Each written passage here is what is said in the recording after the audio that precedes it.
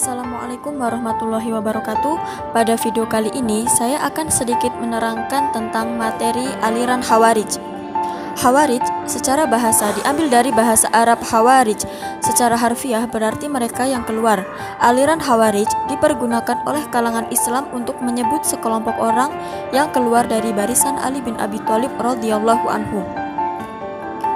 Karena kekecewaan mereka terhadap sikapnya yang telah menerima tawaran tahkim dari sekelompok Muawiyah yang dikomandoi oleh Amr bin As dalam perang Siffin, dan mereka juga tidak mendukung barisan Muawiyah. Menurut kelompok Khawarij, semua yang telah mengikuti proses tahkim, termasuk Ali bin Abi Thalib dan Muawiyah, telah melanggar ketentuan syara dan dihukumi kafir karena telah melakukan dosa besar, yakni tidak berhukum dengan hukum Allah. Berdasarkan kejadian tahkim tersebut, sekelompok Khawarij mencetuskan pokok pemikiran bahwa setiap keputusan berada pada kekuasaan Tuhan atau la hukma illa lillah. Dasar ajaran aliran Khawarij. Kaum Khawarij menganggap bahwa nama itu berasal dari kata dasar kharaja yang terdapat pada Quran surah An-Nisa ayat 14, merujuk pada seseorang yang keluar dari rumahnya untuk hijrah di jalan Allah dan Rasul-Nya. Doktrin aliran Khawarij. Setelah kalian memahami pengertian dan dasar aliran Khawarij, selanjutnya akan dibahas tentang doktrin aliran Khawarij. Secara umum, ajaran-ajaran pokok golongan aliran Khawarij adalah kaum muslimin yang berbuat dosa besar adalah kafir.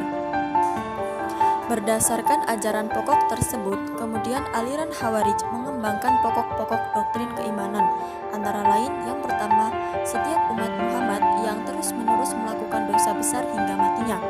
Yang kedua, membolehkan tidak mematuhi aturan-aturan kepala negara bila kepala negara. Yang ketiga, ada faham bahwa amal soleh merupakan bagian esensial dari iman. Oleh karena belum melakukan tobat, maka dihukumkan kafir serta kekal dalam neraka, tersebut khianat dan zalim.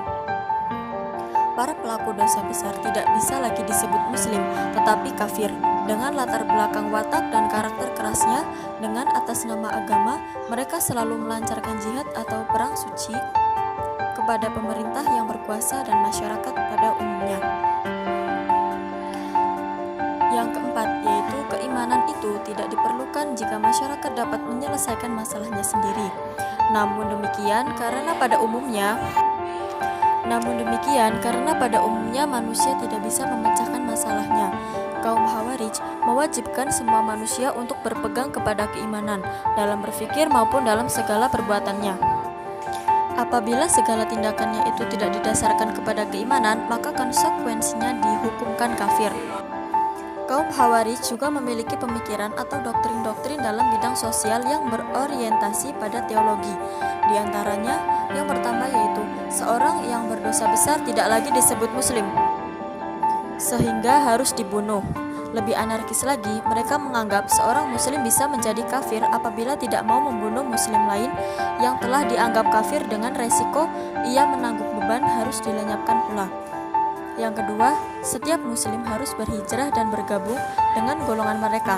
Bila tidak, ia wajib diperangi karena dianggap hidup di negara musuh, sedangkan golongan mereka dianggap berada dalam negeri Islam.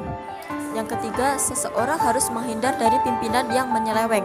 Yang keempat, adanya wa'ad dan wa'id, atau orang yang baik harus masuk ke dalam surga, sedangkan orang yang jahat harus masuk neraka. Yang kelima, amar ma'ruf nahi mungkar. Yang keenam, manusia bebas memutuskan perbuatannya bukan dari Tuhan. Yang ketujuh, Al-Quran adalah makhluk. Yang kedelapan, memalingkan ayat-ayat Al-Quran yang bersifat mutasyabihat atau samar.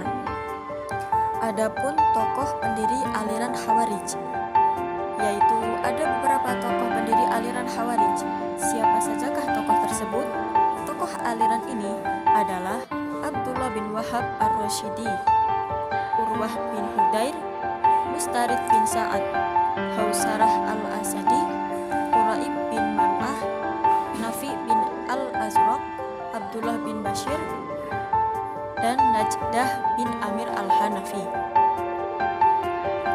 Cukup sekian materi yang dapat saya sampaikan. Semoga bermanfaat bagi kalian semua.